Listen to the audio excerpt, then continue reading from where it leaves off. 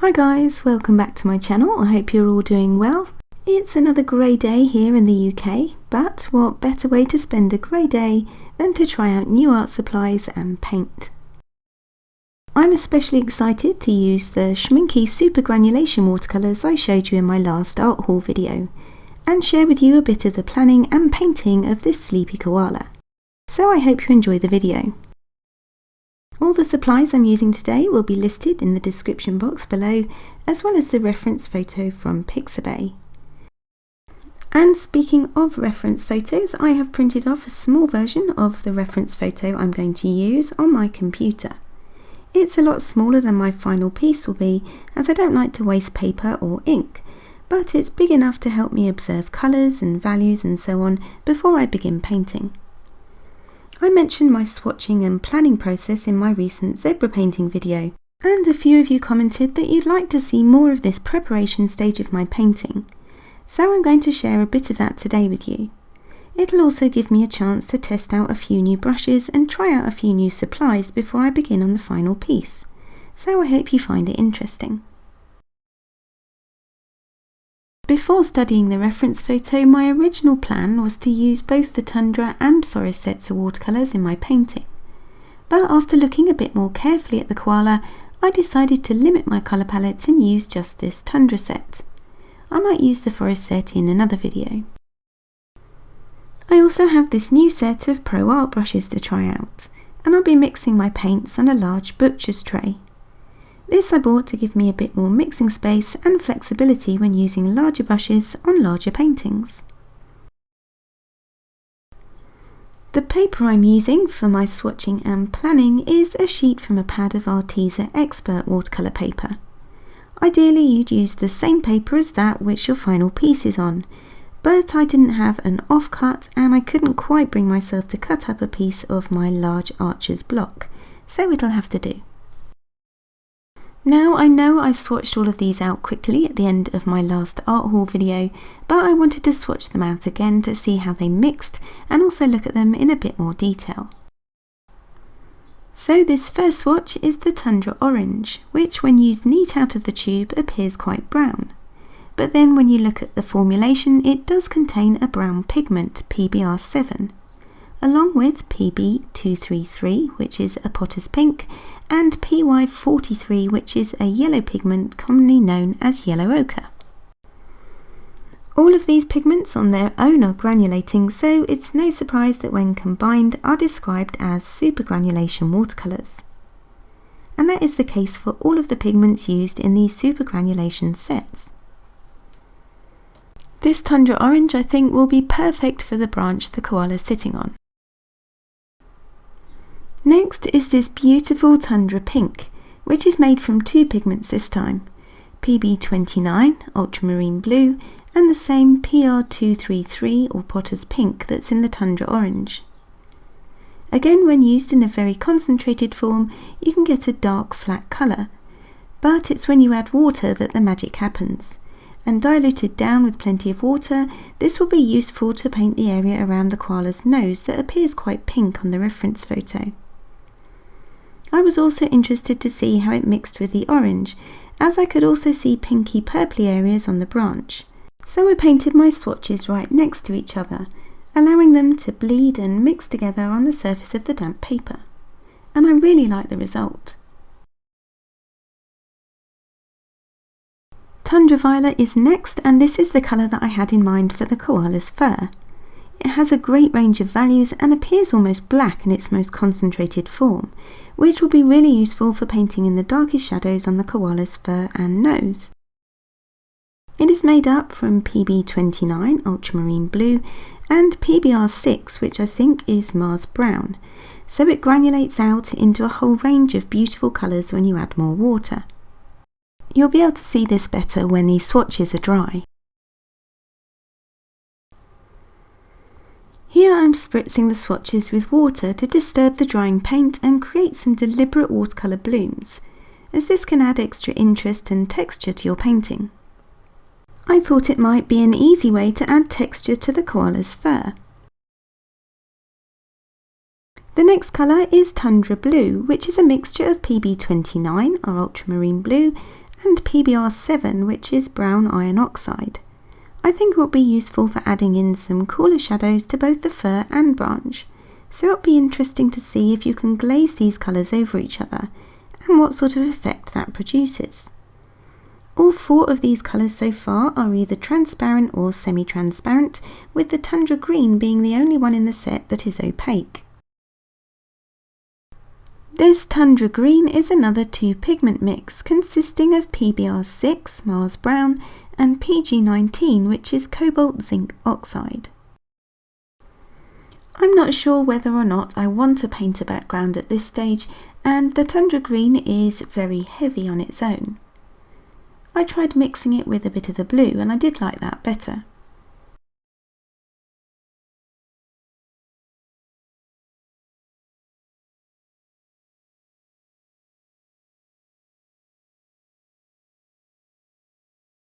I don't always get to start the final painting straight after I've done my colour swatching, and how long I spend on this preparation can vary a lot, so I often write a few notes to remind me.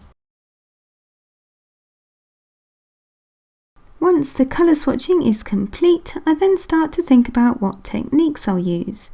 I was pretty sure I wanted to paint mostly wet on wet with these watercolours to really make the most of their granulation properties, but you can get some really nice fur effects with the dry brush technique too, so it's always a good idea to consider all your options.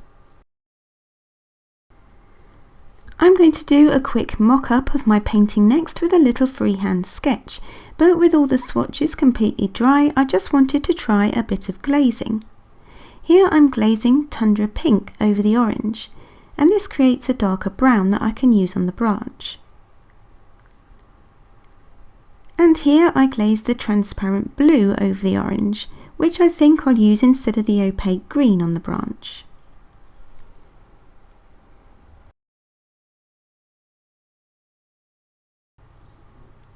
Now for a quick test run before the final painting. I'm using a few Graphitint pencils for this, for no other reason than I found them in my drawer and felt like mixing it up a bit. These are erasable and water soluble too, so I thought I'd give them a go for my sketch. I like to draw a quick freehand sketch and loosely paint it in just to give me a rough idea of how the final painting is going to look. It definitely doesn't have to be neat or even accurate, but it also was going to help me decide whether or not I would do a background and how I would do the fluffy fur inside the koala's ears.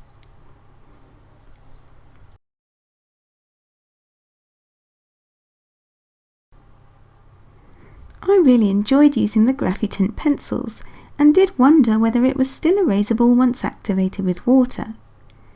I thought it would be really useful if you could lift out some individual white hairs using a small eraser, rather than having to paint around them, mask them out or paint them in over the top at the end. And although it wasn't completely erasable, it did work to an extent, so I thought I'd try it out on my final painting. Not something I'd planned for at the start, but that's the great thing about experimenting. You never know what you'll discover.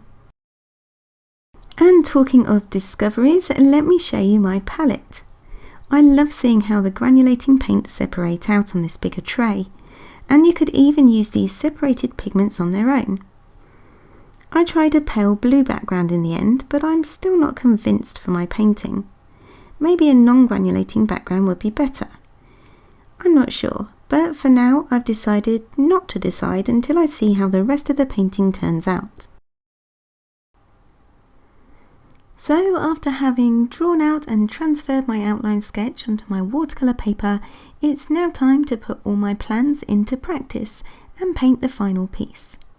I'm not going to talk throughout the whole process as I've waffled on for long enough, but I'll come back to you to have a few last words at the end, so enjoy.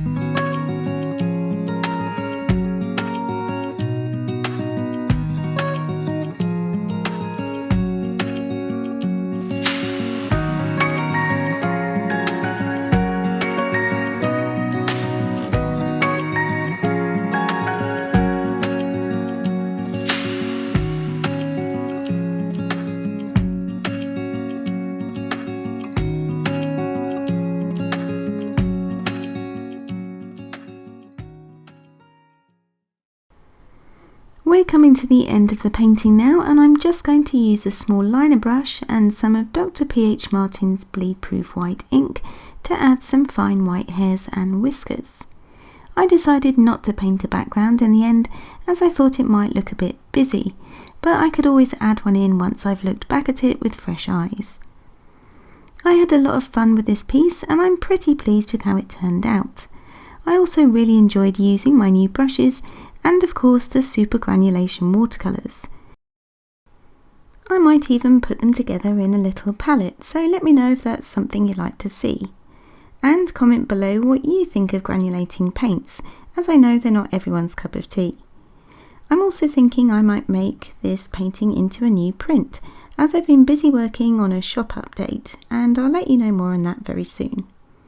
If you like the video, please give it a thumbs up, as it really helps my channel out, and if you are new to my channel and seeing it for the first time, please consider subscribing.